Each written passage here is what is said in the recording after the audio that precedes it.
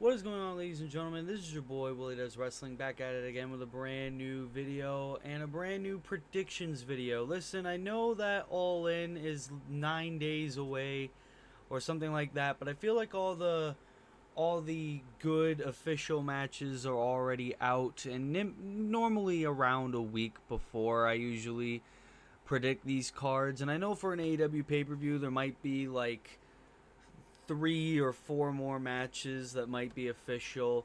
We might predict probably what those matches will be um, before we get to the official predictions. But I just wanted to get my predictions in for AEW All In 2024, the second All In event under the AEW banner, the third All In pay per view overall, taking place in Wembley Stadium yet again before they go to Texas next year in 2025. We talked about that yesterday here on the channel. Right now, there are 9 matches official for AEW All In. Like I said, there might be a few more. Um, but it looks like a very fire card, I gotta say. I think this is a very interesting card that AEW has produced for All In. And we're going to get our thoughts for this card in a moment. Now, if you are new to this channel, be sure to leave a like, be sure to subscribe, be sure to turn post notifications on, and also leave in the comments what match you're most excited for All In and your overall thoughts on the show. Are you going to watch it? Are you not really that interested in it? Let me know in the comments below. I would very much love to see what everyone's thoughts are.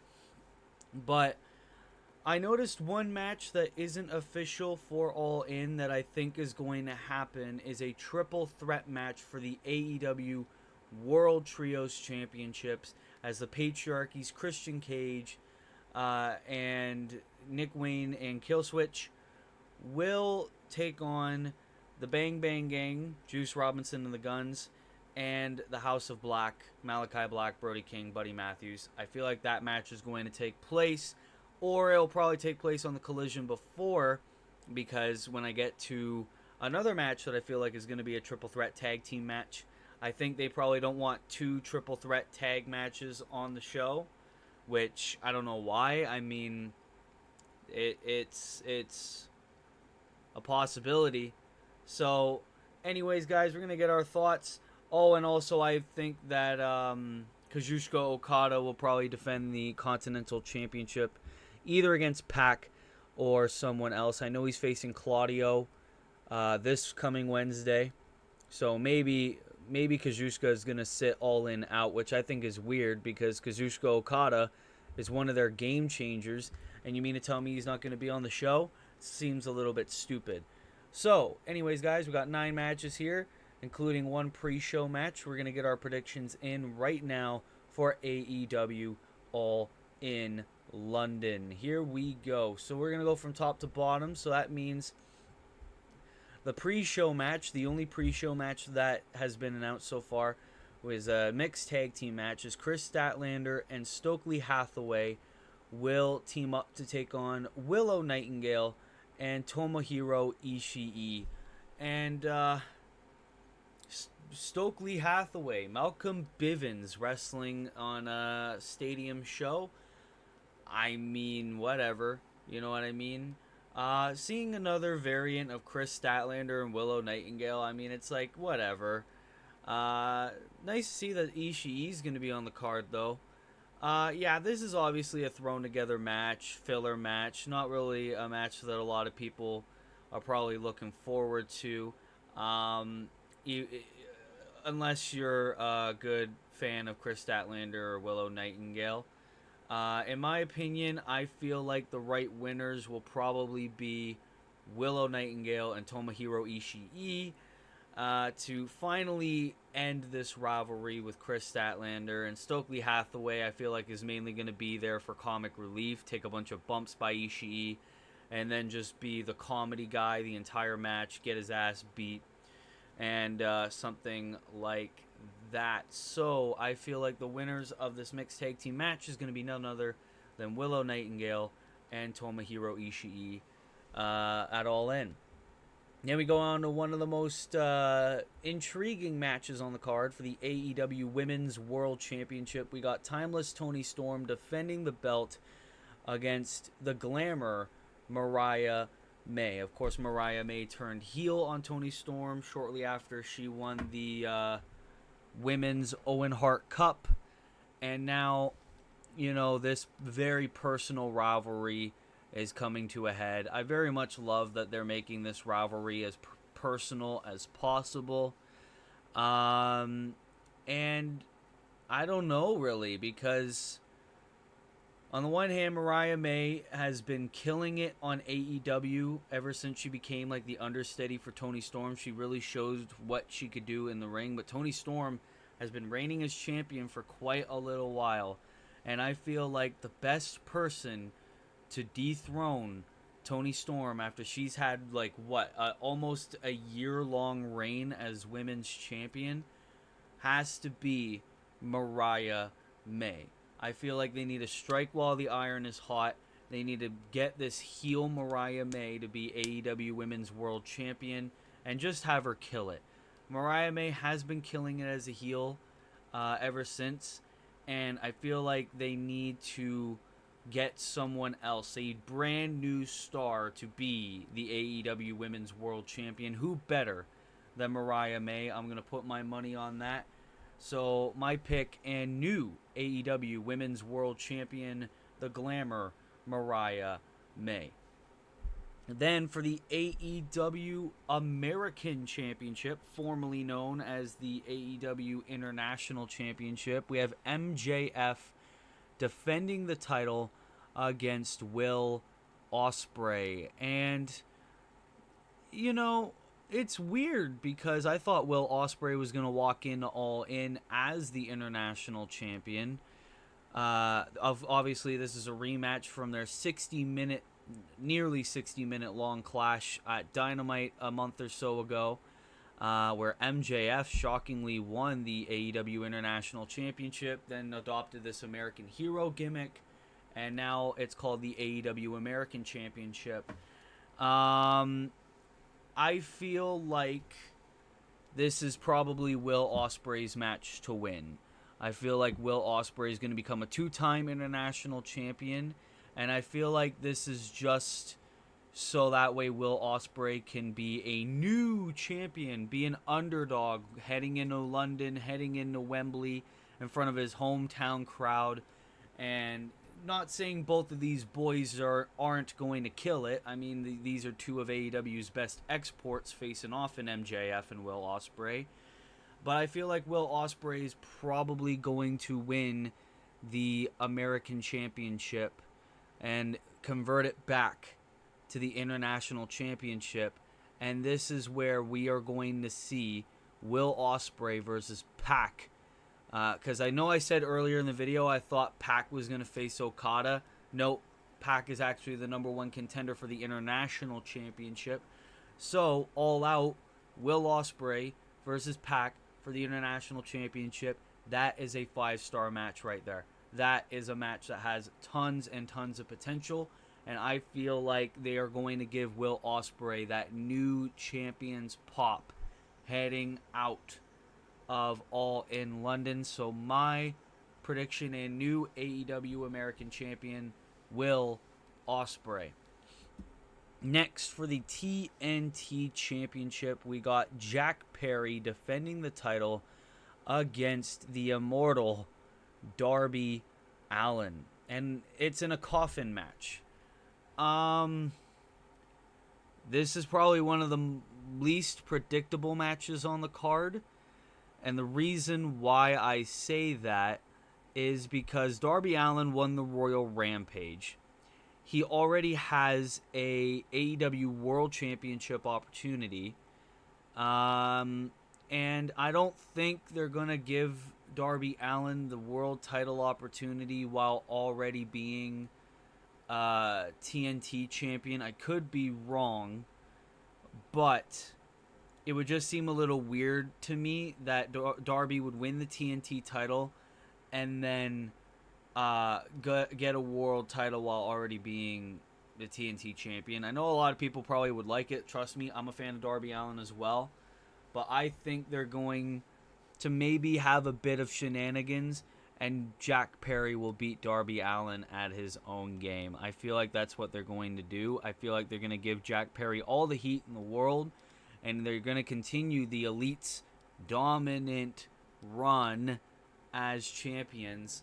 And I feel like they're going to have Jack Perry retain the TNT Championship in All In London. Where that brings the TNT Championship from here, I don't know. But I don't think Darby's going to become, what is it, three-time AEW TNT champion? I don't think that's going to happen. So my pick, and still TNT champion, Jack Perry. And I already know that that's going to be like the one match out of all these that I'll probably get the most wrong, but it is what it is. Then for the TBS championship, we got Miss Overrated Mercedes Moné with her enforcer Camille against Dr. Britt Baker, DMD.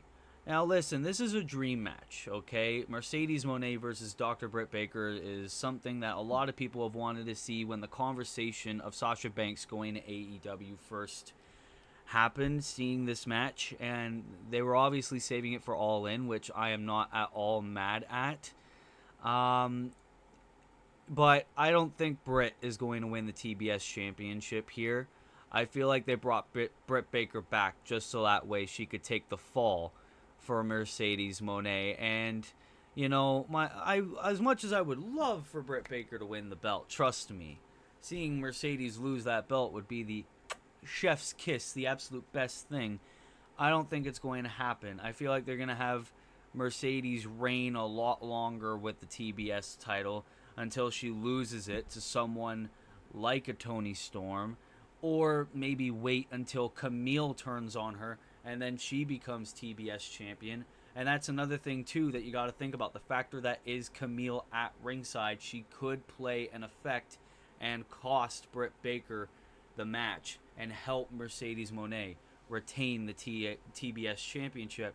And we can't forget as well that creative control card, the creative control clause. Mercedes Moné is going to retain the TBS championship, and goddamn, I really hope this is not another case of a Jade Cargill like 500-day title reign. I want Mercedes Moné to lose that TBS championship as soon as humanly possible, but I don't think it's going to happen here. So my pick, and still TBS champion, Mercedes Moné. Now we go on to one of the most interesting matches on the card. We got a Casino Gauntlet match for a future AEW World title match, as we got Orange Cassidy versus To Be Announced. Orange Cassidy, as of this recording, is the only person that's official to be in the Casino Gauntlet match. And Casino Gauntlet matches, I just gotta say, are one of the most interesting and probably one of the best ideas that AEW has ever done. I love the Casino Gauntlet. Anyone can come in and it can end at any time. Someone can be waiting in the back and they can not get that chance to go out because the match can end. I very much love that. And a lot of people really like this match in particular because this is where we could probably see a whole lot of debuts or returns as well. Like the topic of Ricochet has come up. The topic of Adam Cole has come up. A lot of injured AEW wrestlers as well. You know, Bobby Lashley as well could happen. You never know, really. And yeah, this is very hard to predict because we don't know everybody who's going to be in this Casino Gauntlet match. And it also really depends on who wins the main event. Because if Swerve wins, you could play safe and say Hangman Adam Page.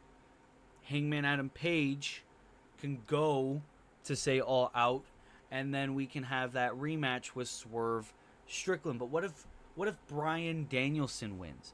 What if Bryan Danielson wins the AEW World Championship? Where does that leave everyone else? So I'm gonna do this prediction under two parts. I'm going to do possible returns or debuts, and then I'm going to do who I think will win. Obviously, I think Ricochet will debut. I think Adam Cole will return. I feel like Wardlow is going to be in this match. I feel like Lance Archer is going to be in this match. I feel like Samoa Joe will probably be in this match as well. Hangman Page, yeah, aforementioned. Yeah, quite a few people. I know I said debuts and returns. I just ended up predicting who I think is going to be in the fucking match. Roddy Strong, Kyle O'Reilly as well. Maybe you could throw in Bennett and Taven. Maybe the Lucha Brothers is kind of like a final AEW appearance if they really aren't renewing their contracts and becoming free agents soon.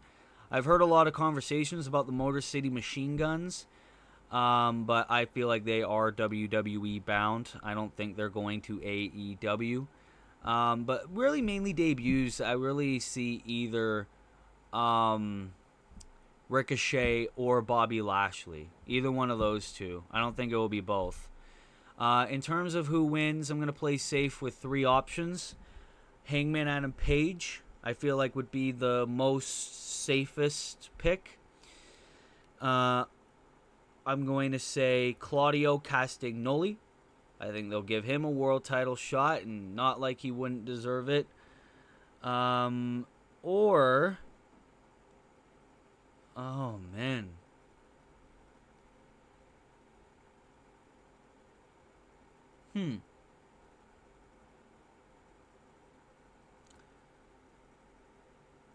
Hangman Adam Page, Claudio Castagnoli, or Adam Cole, baby. Because I feel like no matter whether Swerve or Bryan wins, if Adam Cole returns at All In London, I feel like Adam Cole is going to win the Casino Gauntlet in like his first match cleared, and then he's going to feud with Swerve or Bryan Danielson for the AEW World Championship. And you might be like, oh, but Will, why would Adam Cole win this when he can easily interfere in the MJF and Will Ospreay match and cost MJF the American title? Well, see, this is why, is because I don't know if this feud is going to continue between Adam Cole and MJF, because MJF turned heel and Adam Cole as of now is still a heel, and I don't think Adam Cole's going to return as a babyface, so they might be dragging this feud. So I think Adam Cole is going to feud for the AEW World title first, and then maybe MJF will come back being like, hey man, what the fuck. So yeah, either Samoa Joe, Hangman Page, or Adam Cole. Those are my three picks for who could possibly win the Casino Gauntlet match. Then for the in a last chance match for the FTW Championship, we got Chris Jericho, the Learning Tree, defending the title against Hook. Hi guys. If Hook loses, he can never challenge for the FTW Championship for as long as Jericho is champion. Yeah, Hook is winning this. I feel like they're going to give Hook another win for the FTW Championship.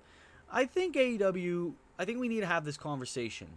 AEW really needs to scrap the FTW Championship, because right now it just seems like Hook's belt and then whoever ends up feuding with him that seems credible. Now listen, despite popular belief, I love the Learning Tree Chris Jericho gimmick, and I know I'm going to get a lot of heat for that. Chris Jericho is like this annoying ass fucking heel that is just acting all nice, waving at everybody. I think it's all right. I think it's okay. Sure, say what you want about Jericho's age or whatever. I think it was very enjoyable.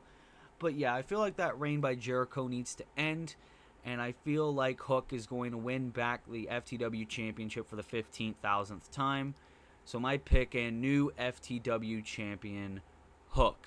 That's it. I don't really want to talk about this match. I don't care.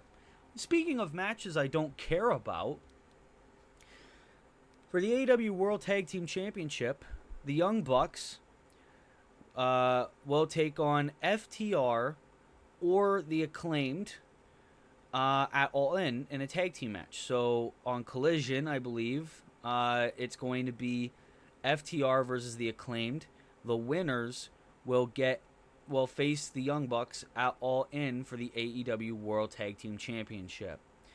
And I made a tweet. I wanted to be like, can there be a way that both of these teams lose? I'm sick and tired of seeing only 3 teams really involved in the tag team title picture. The Young Bucks, FTR, or the Acclaimed. It's annoying. It's stupid. It's dumb. We don't need it. I don't want it. Stop. We have plenty of other tag teams that we could use for these titles. The tag teams that deserve the spotlight. Private Party. Best friends aren't a thing anymore. Excuse me. Top Flight especially. Like, you wonder why the Lucha Brothers want to leave. What the fuck? Even though the Lucha Brothers have been highlighted very well, I mean, come on, man. I don't care who wins, but my prediction is on Collision, the Young Bucks are going to interfere in the match, a lot like how FTR did for the Young Bucks in a Acclaim match on Wednesday. And then Christopher Daniels is going to be like, well, fuck it. Triple threat match, All In, AEW World Tag Team Championship, Young Bucks, FTR, and the Acclaimed. And if that's the match that's going to happen, I feel like the Young Bucks are going to retain. I feel like they're going to keep the belts. They're going to keep working those limited dates. And that's it. It's literally it. I wouldn't give a fuck if FTR or the Acclaimed win. I wouldn't care who wins. I don't like all 3 of these teams. But if I were to pick one, I'm going to play safe. I'm going to say the Young Bucks are going to retain the tag team titles. And they're going to go on another fucking vacation. Or they're going to keep doing these stupid segments. And I don't know, man. I'm very sick and tired of this shit.